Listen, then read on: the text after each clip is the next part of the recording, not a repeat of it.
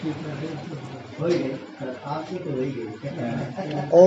नमो भगवते वासुदेवाय सच्चिदानंद रूपाय विश्वोत्पत्त्यादि हेतवे तापत्रय विनाशाय श्री कृष्णाय वयं नमः। श्री कृष्णाय वयं नमः। अज्ञानंधश्च लोकस्य विषयाक्रान्त्य चेतसा ज्ञान प्रभा प्रदानेन तस्मै श्री सद्गुरुवे नमः।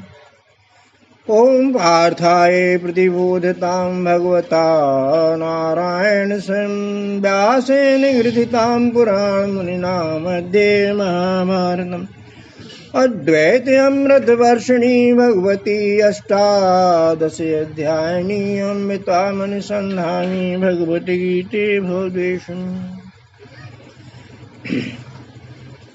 सर्वमंगलकारिणी सर्वसंशय निवारिणी सर्वार्थ प्रदायिनी गीते बसो मम हृदय।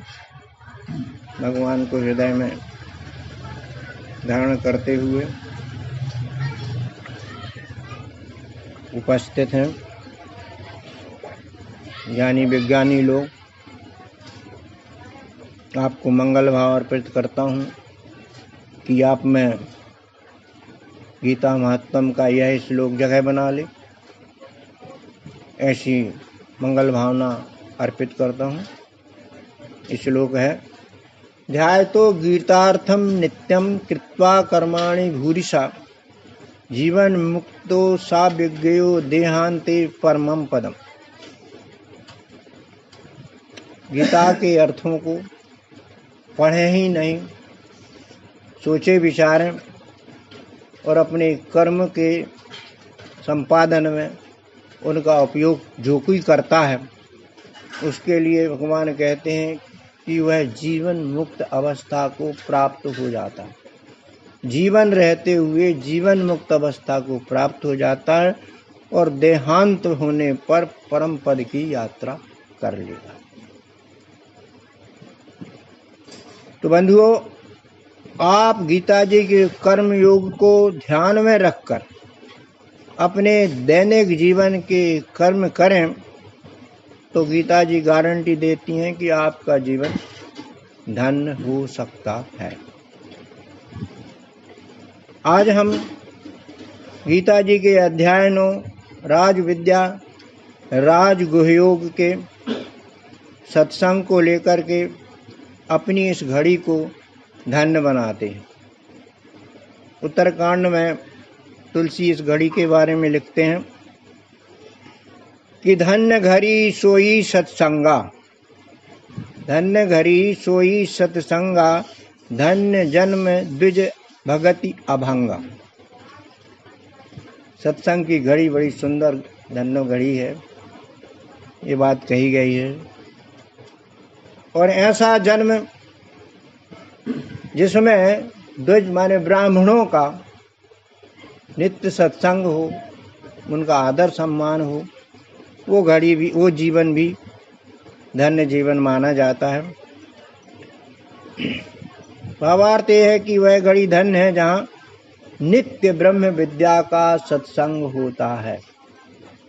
हमारे सत्संग की यही विशेषता है,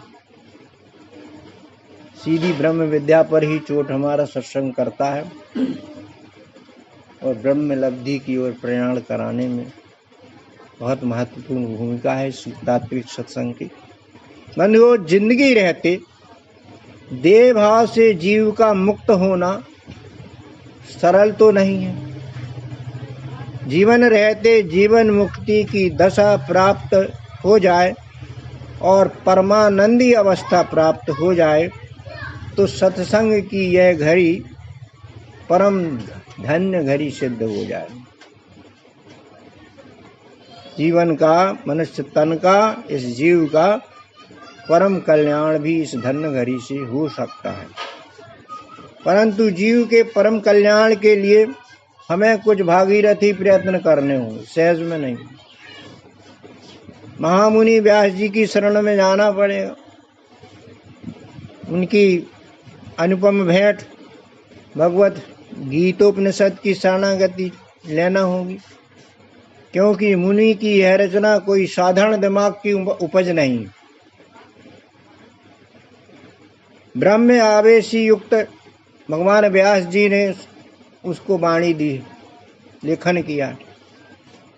उन्होंने स्वयं इसके महत्व को स्वीकारते हुए लिखा है कि गीता सुगीता कर्तव्या एवं अन्य शास्त्र विस्तरे या स्वयं पद्मनाभस मुख पद्मा द्वि निश्रिता। गीता जो है भगवान के शुभ गीतों से सुशोभित है। हर गीत में शुभ संकेत देने में समर्थ है। इसको पढ़कर के कर्तव्य आरूढ़ी करना सरल है, सहज है। तो फिर अन्य शास्त्रों के पढ़ने की आवश्यकता नहीं है, क्योंकि सारे शास्त्रों का, उपनिषदों का निचोड़ भगवान व्यास ने बड़ा परिश्रम करके लिखा है, हमारे लिए लोकहितार्थ लिखा है। हम उनके कृतज्ञ तो हैं।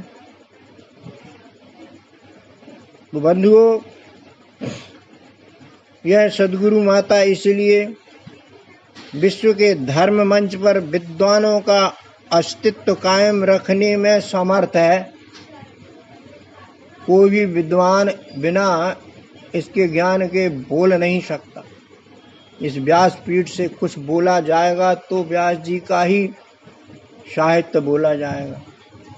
इतना बहुआयामी बहुअर्थक उनका साहित्य है, तारीफेबल।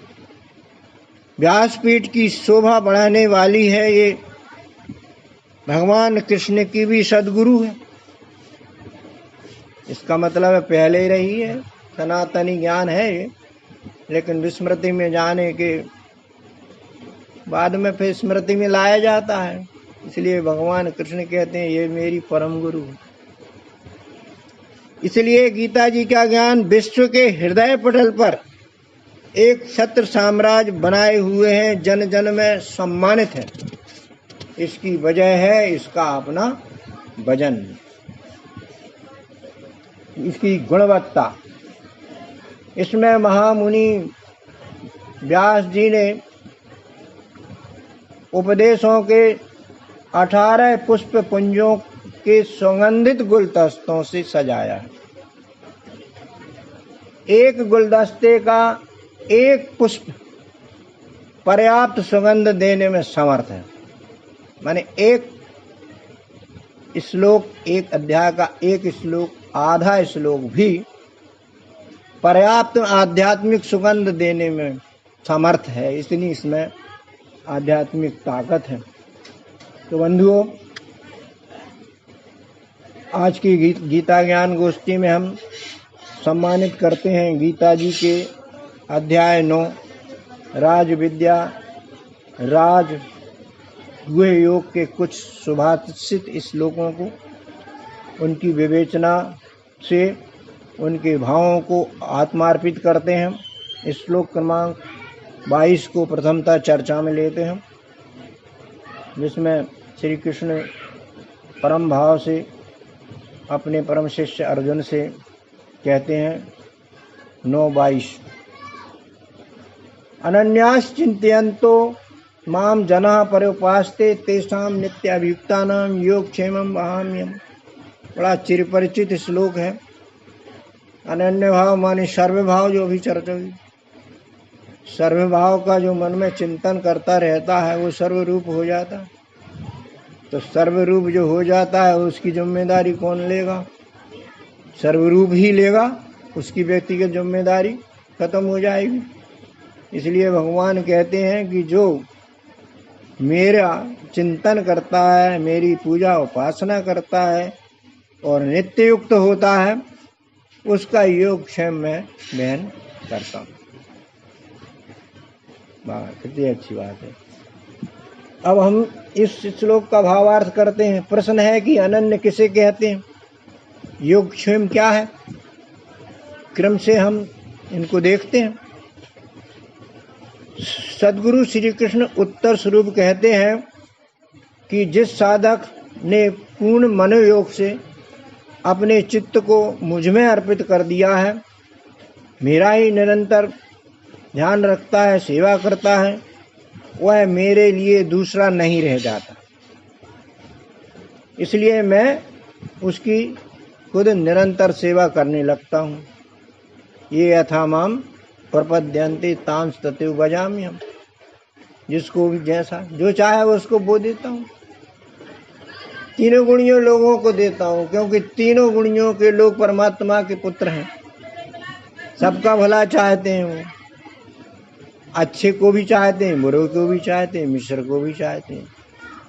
तो तीनों का भला करने में समर्थ हमारे परमात्मा जी हैं। और जो ऐसा पिता करता है तो वो भी परमात्मा स्वरूप पिता है।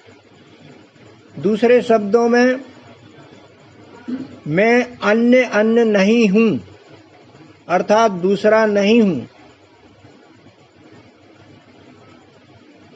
ऐसी समझ का नाम ही अनन्य होना है। यथार्थ में अन्यता क्षर में स्थिति वाली बहुलवादी क्रिया है। अन्य के साथ अन्य व्यवहार, परेशानी है, बोझा। तो ये जो अन्य का भाव है, ये हमारी मनोगत व्यवस्था है, बुद्धिगत व्यवस्था नहीं। और अनन्यता क्षर के आधार स्वरूप अक्षर में स्थिति होना हमारी बुद्धिगत व्यवस्था। बुद्धि में ये बैठे मैं ही संपूर्ण विश्व हूँ, मैं ही सर्वरूप हूँ। बुद्धि काम करती है, मन भिन्नताओं में जाता है तो बुद्धि एकता में जाती है। बुद्धिगत निर्णय ठीक रहते हैं, मनगत निर्णय बहुलवादी होते हैं। ऐसी अक्षर बुद्धिगत व्यवस्था वाले साधक भगवान के अनन्य भक्त कहलाते हैं। और अन्य के भक्त तो संसार के ही भक्त रह जाते हैं। परिणामतः अन्य के भक्तों से द्वैताचरणी रूपी पाप होते रहते हैं, जो जन्म पर जन्म देते रहते हैं जीव को। और अनन्य भक्त तो अपने को विश्व से भिन्न मानता ही नहीं। ऐसे अनन्य भक्त अपने सुख बढ़ाने के लिए कभी समाज को हानि नहीं पहुंचाते, आत्मा से उनकी सेवा ही करते हैं। अपनी ईश्वर अर्पण बुद्धि से सारे कर्म फल विश्व हितार्थ ही सौंप देते। 18वें अध्याय को चले 56वें श्लोक पर क्या कहता है श्लोक? सर्व कर्माणि अपि सदा कुर्वाणा मद व्यपाश्रय मत प्रसादात अवाप्नोति शाश्वतम पदम अव्यम। शाश्वत पद प्राप्त करना है, सतत आनंद का पद प्राप्त करना है जीते जी, तो भगवान कहते हैं सारे कर्म मुझको अर्पित कर दे, सारे कर्म फल मुझको अर्पित कर दे। कर्म भी करे तो मेरे आधार से करे, तो शाश्वत आनंद की प्राप्ति जीवन में संभव है। अभी जो बात हुई थी अनन्य भक्तों की कि वो सर्वहित के लिए सारे कार्य अर्पित करते हैं, तो प्रश्न उठता है एक साधक का कि फिर ऐसे अनन्य भक्तों का भला कौन करता है? वो सबको भला करेंगे तो उनका भला कौन करता है? उनकी शरीर व्यवस्था की जिम्मेदारी कौन लेता है? इस प्रश्न का उत्तर संत तुलसीदास जी की वाणी में हम देख लेते हैं, उनकी चौपाई में। परहित बस जिनके मन माही, तिन कहे कछु दुर्लभ जग नाही। दुर्लभ कुछ है ही नहीं। परहित रूपी वाहन पर बैठ गए तो वाहन तो बिना टेंशन के जाएगा, स्थान पे पहुंचेगा। काहू के सुख काहू के दुख सब करे हित ताके, केही के दरिद्र परश मन जाके। काहू के दुख सबके हित करने वाले को दुख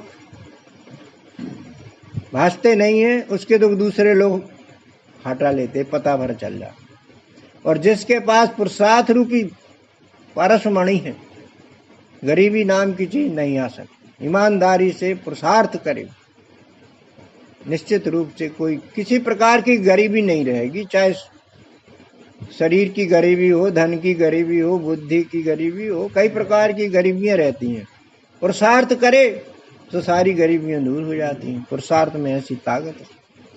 तो बंधुओं, प्रकृति वेग से परमात्मा ऐसे अनन्य भक्ति व्यवस्था स्वयं संभालते हैं। भगवान श्री कृष्ण ने 5वें अध्याय के 10वें श्लोक में ये बात प्रमाणित कर दी है कि ब्रह्मणि आदाय कर्माणि त्यक्त्वा संगम करोति या लिप्यते नसा पापेन पद्मम पत्रम इव अम्भसा।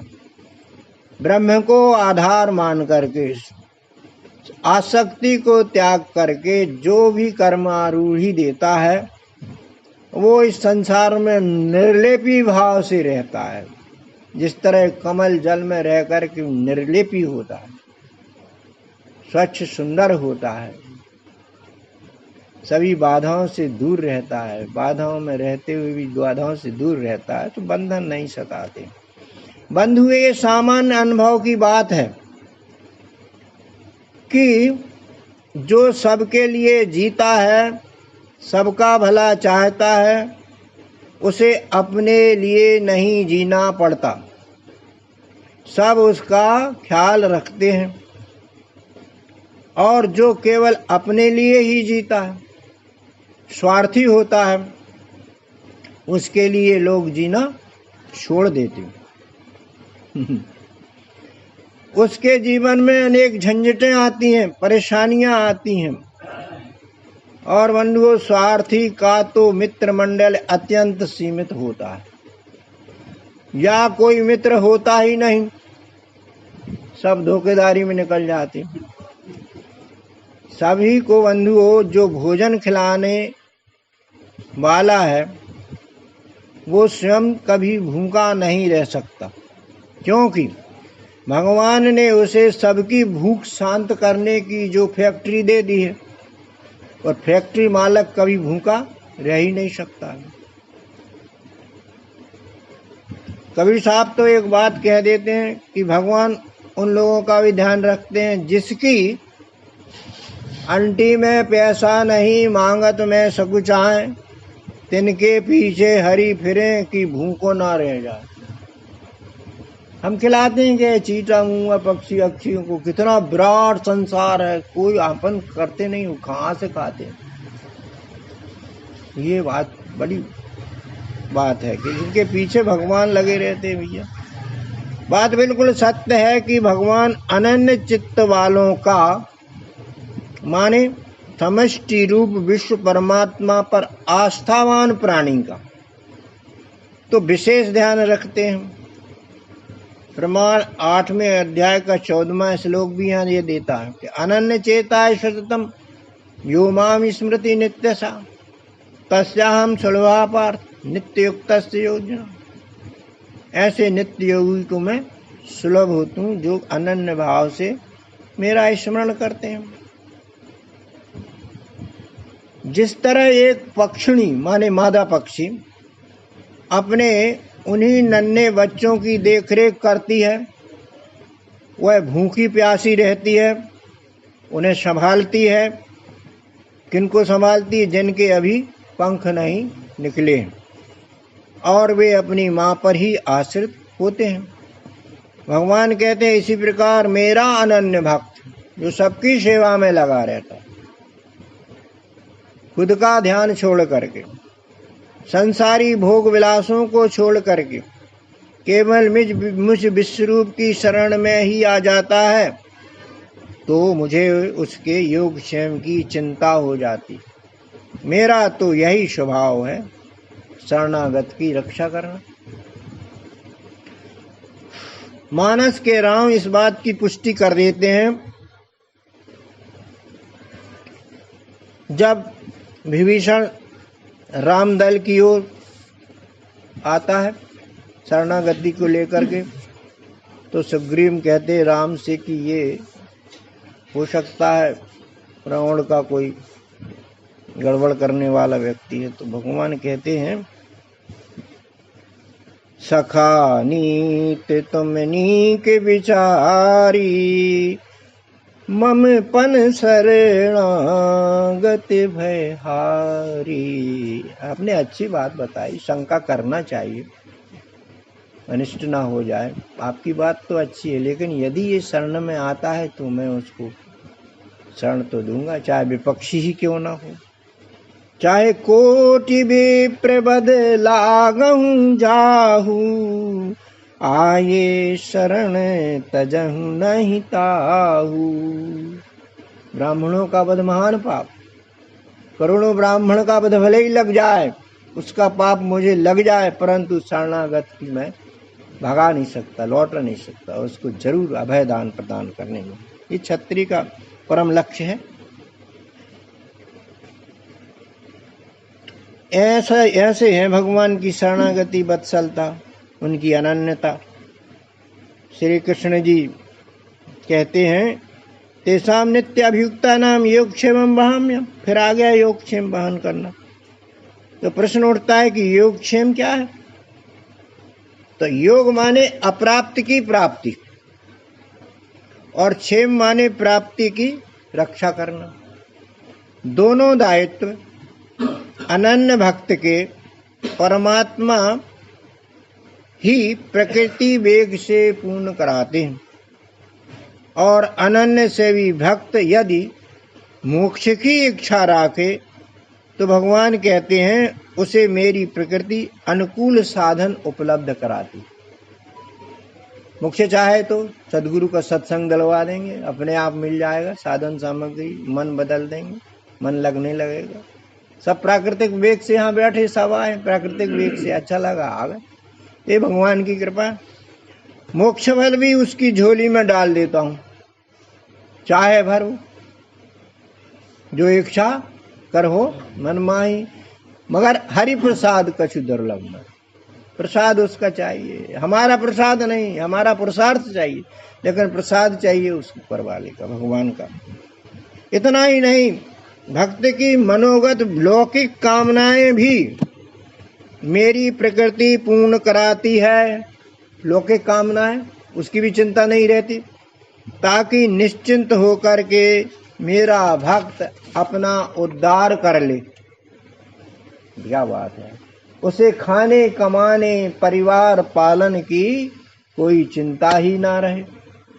बंधुओं, वैसे तो सारा संसार परमात्मा का ही परिवार है, सबका भला वो करते हैं, एक पिता की भांति सबका ख्याल रखते।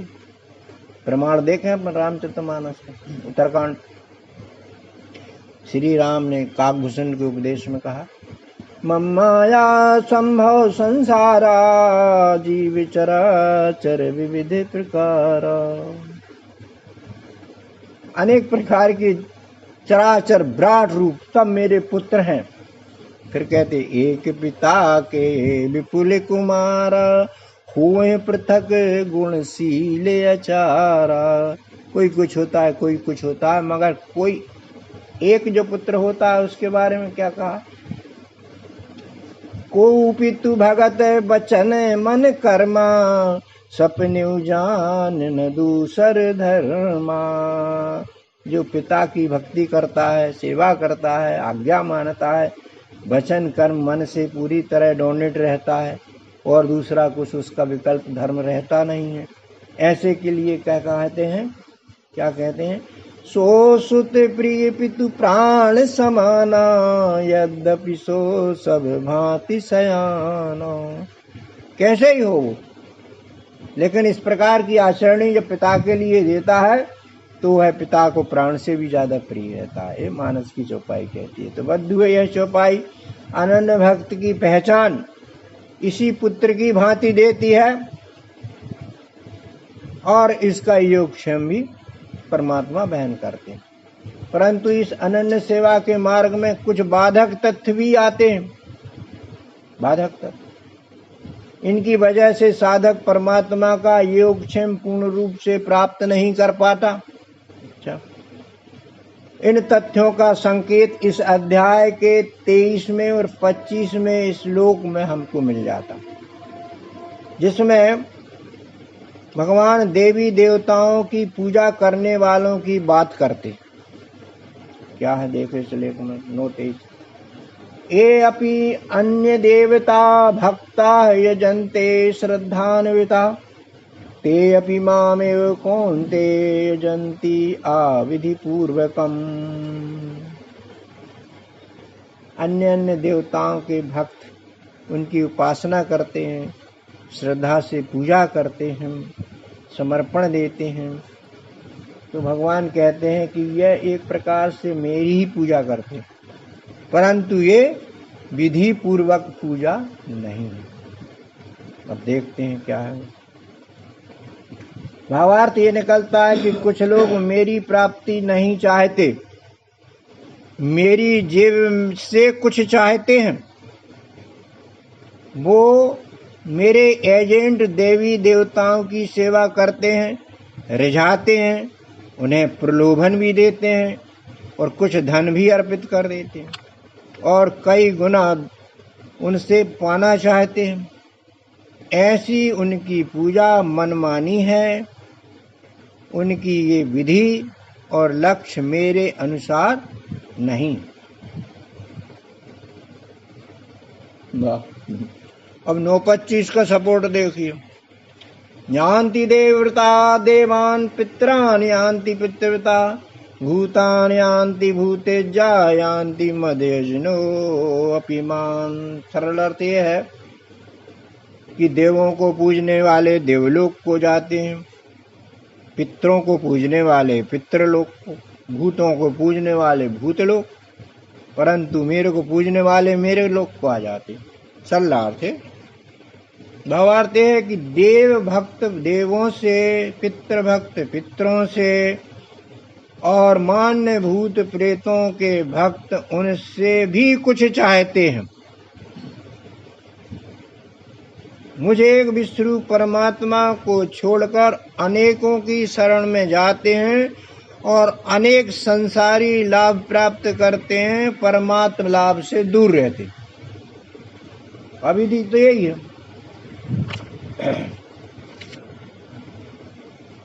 अब हम इन श्लोकों का भावार्थ और लक्ष्यार्थों पर पहुंचने की कोशिश करते हैं।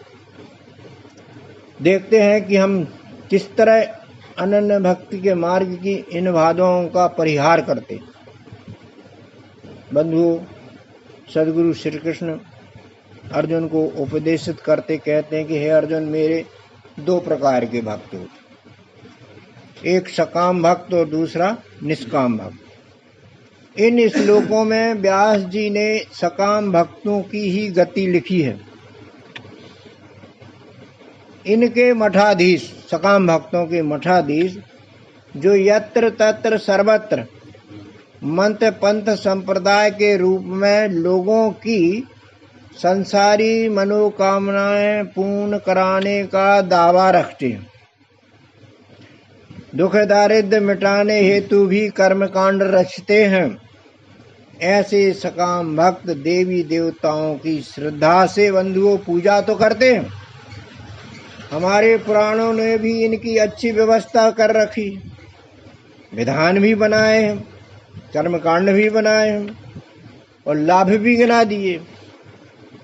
आज इनके प्रचारक हर जगह टीवी के माध्यम से सरल हो गए, अनेक लोग आनंद ले रहे हैं। भगवान कहते हैं इनका पूजन भी एक तरह की मेरा ही पूजन है अप्रत्यक्ष रूप से, और इस पूजन का फल भी मिलता है, पर इनकी पूजा विधि पूर्वक न होने से नश्वर संसारी फल तक ही सीमित रहती। फल तो मिलता है, मिटने वाला फल मिलता है। वे भूल जाते हैं बंधुओं भगवान श्री कृष्ण की यह बात जो उन्होंने 7वें अध्याय के 23वें श्लोक में कह दी है, अंतवत्तु फलम तेषां तद्भवति अल्पमेधसाम्। अंत होने वाले नश्वर फलों को चाहने वालों को भगवान ने अल्प बुद्धिमान कहा है। क्योंकि देव पूजकों के अनुगामी मेरा सर्व रूप बिल्कुल ही नहीं जानते। अध्याय 7 के 7वें श्लोक से वे परिचित ही नहीं है, जिसमें भगवान कृष्ण ने अपनी सर्वरूपता को स्पष्ट कर दिया है। 7 के 7वें में कि मत्तः परतरम नान्यत् यत्किंचित् अस्ति धनंजय मयि सर्वम इदं प्रोतम सूत्रे मणिगणा। मणि की माला, सूत की माला में मणि, सूत के धागा में दोनों सूत ही के हैं। इस प्रकार से ये संपूर्ण विश्व में मेरे अलावा कुछ है ही नहीं। ये बात तो पक्की है, सर्वत्र मैं ही मैं हूँ। परंतु अल्पज्ञानी या अज्ञानी क्या समझते हैं? ईश्वर तो है, पर है भैया बहुत दूर। हाँ, यहाँ पृथ्वी पर उनके एजेंट देवी देवता के रूप में है, मंदिरों में है, देवालयों में सहजता से मिल जाते। क्यों ना इन्हीं को रिझा लें, थोड़ा बहुत लाभ तो मिल ही जाएगा। पुराणों में लिखा भी तो है, गलत नहीं हो सकता। ऐसी समझ से अज्ञानी अपनी नश्वर मनोकामनाएं पूर्ण कराने के लिए देवी देवताओं की, भूत प्रेतों की, गुनियों की शरण में जाते हैं और इनके व्यवस्थापक संचालक इनकी महिमा का मंडन करते हैं। गीत भजन रच करके, संगीत सुना करके लोग उनकी ओर सहज ही आकर्षित हो जाते हैं और अपना धन दान में भी देने लगते। फिर भी वे संसार में तो गोते पर गोते लगाते ही रहते। कामनाओं के चक्कर में घन चक्कर बनते देखा गया है अपन ने। बंधुओं, जिस तरह कोई वृक्ष की जड़ को ना जानकर पत्ते, डालियां, पुष्प, फलों आदि पर ऊपर ही ऊपर जल डालता है, प्राय छोटे बच्चे, नादान बच्चे ऐसा करते हैं। वे यह नहीं जानते कि जड़ मुख्य है जिस पर वृक्ष खड़ा है। उसमें जल डालने से पूरा वृक्ष हरा भरा रहेगा, फूलेगा, फलेगा। यही ठीक शास्त्र विधि है। भगवान कृष्ण अध्याय 10 के दूसरे श्लोक में कह देते हैं, क्या कह देते हैं कि सारे देवी देवताओं का आधार तो मैं ही हूँ जड़ रूप से। इस बात को पक्के में जानो। नामे विदु सुरगणा प्रभम नाम अनिष्टना अहम आदि ही देवा नाम महर्षि नाम च सर्वशाम। ये देवता लोग, विद्वान लोग, महर्षि लोग ये मुझे नहीं बता सकते, मेरी उत्पत्ति को नहीं बता सकते कि मैं किस लिए आता हूँ और क्यों आता हूँ और कब आता हूँ और मैं कौन हूँ आदि बातें ये नहीं बता सकते। आखिरकार पुत्र पिता को कैसे जान सकता है? उसे तो मानना ही पड़ेगा। और पिता तो सबको जानता है कि वे उनके पुत्र ही हैं। सदगुरु श्री कृष्ण जी कहते हैं कि मेरा शास्त्रानुकूल पूजन तो यही है कि मुझ सर्वरूपी परमात्मा को पहले तत्वतः जानना, तत्वदर्शी प्रणीत युक्ति से जानना और जानकर अपने स्वर्ण द्वारा जड़ चेतन जगत के समस्त प्राणियों की सेवा करना, उनके साथ आत्मीय व्यवहार करना, उन्हें सुखी करना, यथाशक्ति रक्षा करना, यही मेरी प्रत्यक्ष पूजा है। न अन्य पंथे विद्यनाय, और कोई रास्ता नहीं है। ऐसे मेरे पुजारी का ही मैं योगक्षेम बहन करता हूँ। वैसे तो उसकी कोई अपनी इच्छा होती नहीं, शरीर, परिवार, संसार, व्यवहार की कामना नहीं रहती है। सिर्फ मेरी प्राप्ति करना ही इस पुजारी का जीवन लक्ष्य होता है, कुछ और नहीं चाहता है। राम वाल्मीकि प्रसंग में तुलसी कहते हैं, जाहि न चाहु कबहु कछु तुम सन सहज सने, बसो निरंतर तासुमन सोरा। और उनके भगवान रहने को तैयार है तो भला क्यों नहीं करेंगे। कबीर साहब भी कहते थे, चाहे गई चिंता गई मनवा बेपरवाह, जिन्हें कछु नहीं चाहिए वे हैं शहंशाह। भरत जी का कथन भगवान राम से ध्यान देने योग्य। अर्थ न धर्म न काम रुचि, गति नहीं चाहूं निर्वाण, जन्म जन्म रति राम पद यह वरदान न आन। श्री सीता राम चरण रति मोरे, अनुदय बणे अनुग्रह से। कुछ नहीं चाहता, सिर्फ आपको चाहता हूँ। शिव जी भी कहते हैं बार बार वर मांगहूँ, हरसि देव श्री रंग, पद सरोज अनपायनी भगति सदा सत्संग। सत्संग देना है आप, तो आपकी भक्ति उसके द्वारा मिलेगी, मुझे और कुछ नहीं चाहिए, शिव जी कहते हैं। इसी तरह बंधुओं, देवी देवताओं को पूजना है, उनका सम्मान करना है और करना भी चाहिए, अच्छी बात। उनसे आशीर्वाद भी लेना चाहिए, परंतु उन्हें जान करके, उनका यथार्थ ज्ञान करके ये सब काम करना चाहिए कि वे हैं कौन देवी देवता और कहाँ रहते हैं, उनकी पहचान करके पूजना चाहिए। बंधुओं, वर्तमान में हम इन्हें अपने आसपास ही देख सकते हैं। यदि हमें आसपास ये देवी देवता दिख गए तो अन्य कल्पित देवी देवताओं की पूजा के लिए हमें जाना नहीं पड़ेगा। तो फर्स्ट नंबर के हैं हमारे माता पिता और गुरु देव, ये त्रिदेव, इनके हम कृतज्ञ हैं। ये हमारे शरीर को भीतर बाहर से कुंभ की नाई संभालते, सुरक्षित रखकर पकाते हैं। ये 5 माताएं होती हैं और 5 पिता होते हैं और 3 गुरु होते हैं। चाणक्य नीति में आएगा 5 माताओं के बारे में कि राजमाता, गुरु पत्नी, मित्र पत्नी तथैव च, 3 हो गए।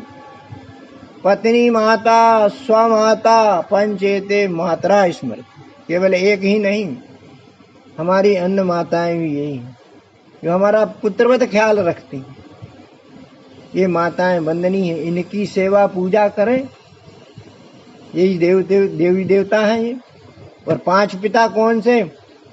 जनिता माने जन्म देने वाला, चोपनेता संस्कार देने वाला, यश विद्याम पृच्छति विद्या देने वाला, और अन्नदाता भी पिता है। अन्नदाता भय त्राता पंचेते पितरा स्मृता, भय से मुक्ति दिलाने वाला पिता है, रक्षण पोषण सब करने वाले पिता है। अन्नदाता पिता, किसान देखिए आप अन्न देता है, गुरुजी देखिए आप दिमाग ठीक कर, सब हमारे देव हैं जिन्होंने हमको दिया है। सब जो सब देव हैं वर्तमान में, प्रत्यक्ष जीते जीव देव से बढ़कर के कोई देवता ही नहीं है। बंधुओं, 3 गुरुओं की बात आती है। संसारी कलाओं का ज्ञान देने वाले उस्ताद गुरु, टेक्निकल नॉलेज देने वाले इंजीनियर्स, ये गुरु नहीं तो क्या है, मशीन चलाना सिखा देते हैं। कच्चे मिट्टी के घड़े की तरह जीवन संवारने वाले शिक्षा गुरु होते हैं। बच्चा जाता है छोटा सा 4-5 साल में, आजकल तो 3 साल में विद्या लेने स्कूलों में चले जाते हैं। कितने जल्दी काम हो रहा है। ये बनाने के लिए सुंदर कच्चे घड़े को सुंदरता जितनी दी जा सकती है उतनी पके घड़े को नहीं दी जा सकती। पकने के बाद हो गया काम पूरा। इसलिए जो पकने के पूर्व की अवस्था है वो बड़ी संभालने की अवस्था होती है, ये गुरु के हवाले रहती। और बंधुओं, तीसरा गुरु जीव को अपना निज स्वरूप अनुभव कराने वाले ब्रह्मवेत्ता सदगुरु परम गुरु होते हैं। ये तीसरे गुरु थे। ऐसे सदगुरु वंदनीय हैं। कबीर साहब ने प्रणाम किया है ऐसे गुरु का कि गुरु गोविंद दो खड़े काके लागू पांव, बलिहारी गुरु आपकी जो गोविंद दियो बताए। भगवान से ज्यादा वो मार्ग दिखाने वाला, सहारा देने वाले गुरु। तो भगवान तो बाद में, वो पहले, क्योंकि भगवान का दर्शन उन्हीं से होता। और बंधु, समाज के और देवता बताएं। जितने बुद्धिमान लोग हैं, विद्वान जो जन हैं, वे सभी देवतुल्य हैं। इनका सम्मान ही इनका एक प्रकार का पूजन है। उन्हें हमेशा और नित्य सम्मान देना चाहिए, प्रणाम करना चाहिए और नम्रता से व्यवहार करना चाहिए, ताकि उनका अनुभव हमें मिलता रहे और हमारा अहंकार भी गलत होता रहे। बंधुओं, झुकने से अहंकार घटता है और सिर उठाकर चलने से अहंकार सधता है। और सिर झुकाना नम्रता का प्रतीक भी है। कबीर साहब फिर कहते एक अच्छी बात, दान देने की विधि देखिए आप, बहुत बढ़िया। देनहार कोई और है, देवत है दिन रहन, और लोग भरम हम पर करें तासो नीचो नैन। ऐसे करके ऊपर करके दान दो तो अहंकार का प्रतीक, और इस तरह से समर्पण भाव से दो तो अच्छा आशीर्वाद मिलता है। ये विधि कबीर साहब ने लिखी। दूसरे देव हमारे पितर हैं, जो हमसे आयु में बुद्धि में वृद्ध हैं और ज्येष्ठ जन हैं, श्रेष्ठ जन हैं, हमारे परिवार के कुटुंब के सदस्य हैं। इनको तृप्त रखना इनकी पूजा है। उनके जीवन रहते उनका समुचित आदर करना, सेवा करना हमारा कर्तव्य है। परिणाम ये होता है कि ये हमको पूर्ण मनोयोग से साहस प्रदान करते हैं। यही उनकी पूजा है, यही पूजा का फल है। तीसरी बात आती भूत प्रेतों की। भूत प्रेतों की बात देखिए मजेदार। भूत प्रेतों का यजन करना, इसका मतलब है समाज के दुष्ट बाहुबली धनी लोगों की सेवा करना और उनसे नाजायज लाभ प्राप्त करना, जिससे हमारा अहंकार पुष्ट होता है और समाज को दूषित बल से भयभीत करके अपना वर्चस्व सिद्ध करना होता है।